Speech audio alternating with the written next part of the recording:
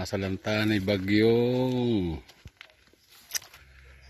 Ay nako, yan. Nasalanta ni Bagyo. Di naman na, nagdapaan lang.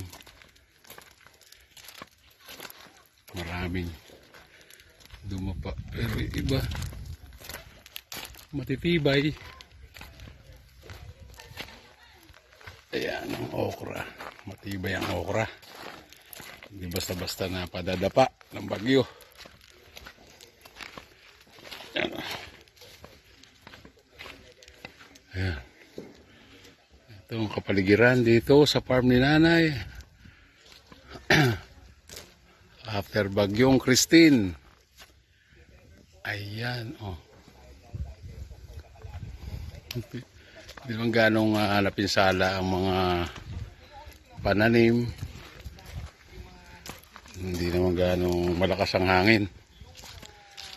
Kaya medyo naglaglagan lang yung mga sanga. At merong mga bumaksak na sadyang mahihina lang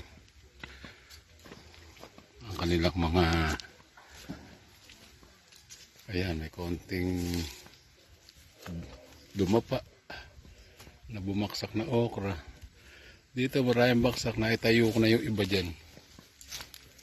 Mamaya naman yung iba. Ayan. Maraming bunga ang sigarilyas. Aso andun sa taas yung iba. Ayan. Ayun, bumaksak yung okra dun. Ayan, tinukurang ko pa nga itong tatlo na to eh. Pero okay lang. Ayan, baksak ang mga kamoting kahoy. It's okay. Salamat sa Panginoon at ganyan lang ang nangyari. Buhay pa rin naman. Dumapalan sila. Alright.